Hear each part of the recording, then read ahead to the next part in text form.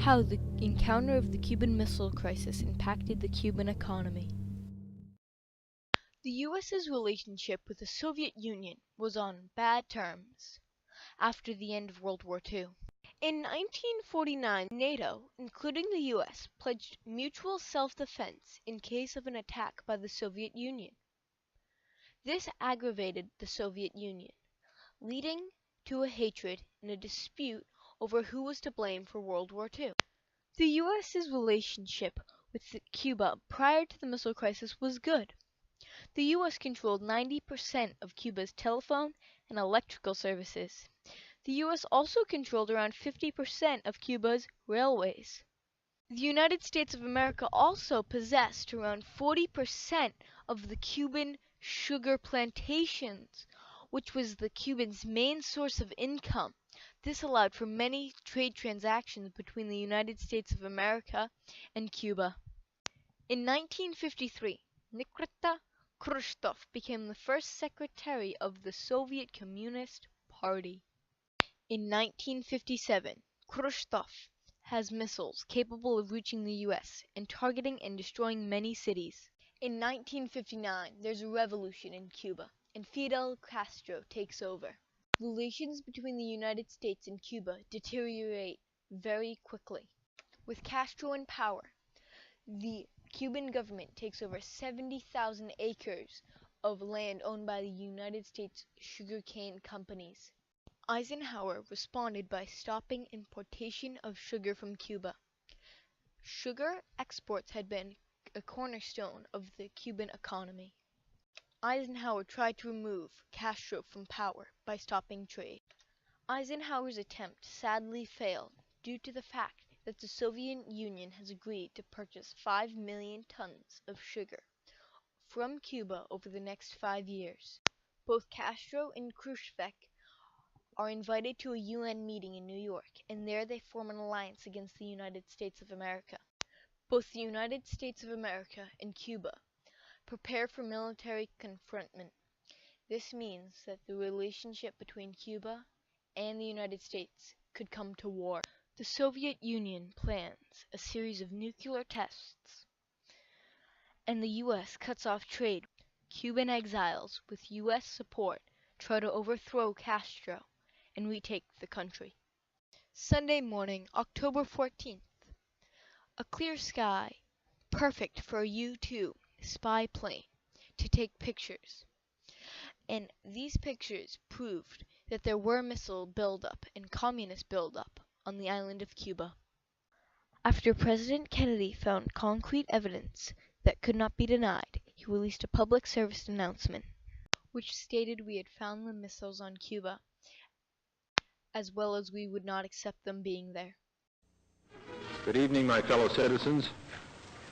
This government, as promised, has maintained the closest surveillance of the Soviet military buildup on the island of Cuba. Within the past week, unmistakable evidence has established the fact that a series of offensive missile sites is now in preparation on that imprisoned island. The purpose of these bases can be none other than to provide a nuclear strike capability against the Western Hemisphere.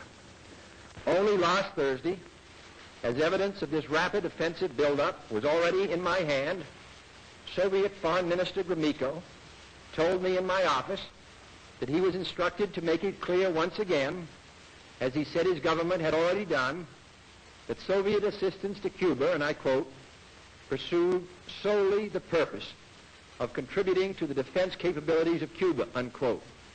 The evidence that President Kennedy is talking about is photographic evidence taken by the U-2 plane on October 13th.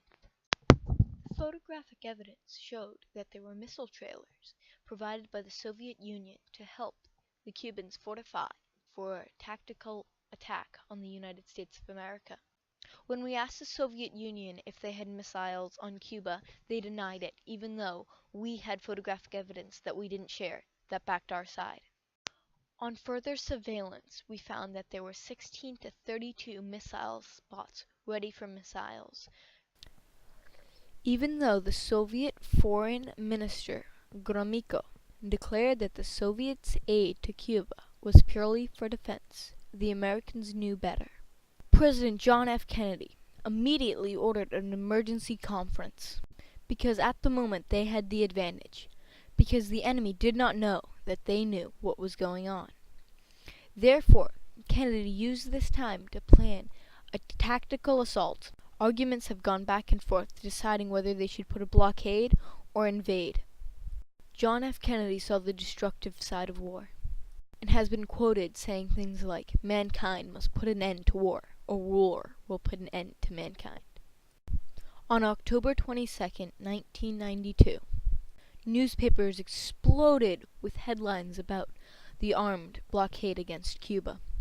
The blockade's design was to prevent any further offensive nuclear weapons to travel to Cuba. The blockade stopped Soviet submarines from traveling to Cuba. One of the more famous destroyers on the water was the USS Blandy, which caught a submarine carrying nuclear-tipped torpedoes.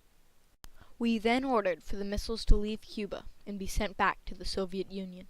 The Soviet Union then took back the missiles, and the crisis was diverted. The U.S. then set up embargoes, limiting trade with Cuba. The trade embargo has hurt the U.S. economy as well. The embargo has stopped the expansion of U.S. markets into the Cuban economy. The embargo against Cuba has cost the Cubans around $685 million annually in lost trade. The blockade which the U.S. sets up, and the embargo which they must hold up, costs around $40.84 billion annually in lost sales and exports. And the blockade costs the United States up to $4.15 billion more a year than it costs the Cubans in trade relations. Both the U.S. and the Cuban economy were hurt by the fact that the U.S. did not do trade with Cuba, especially in their vegetable department, which they could grow at a different time than the U.S., and their citrus fruits matured 2 weeks earlier. Cuba also has many vaccines that the United States doesn't have, and could help with many diseases. Over the 53 years that the embargo's been around, it stopped around $36 billion in trade. And lately Obama has reconciled with Cuba, and hopefully this will lead to Cuban trade with the United States of America. The Cuban Missile Crisis has had a negative impact on the Cuban economy. The embargo set up by the United States has limited trade, stopping the Cuban market to spreading to the United States of America. This has stopped many trade opportunities.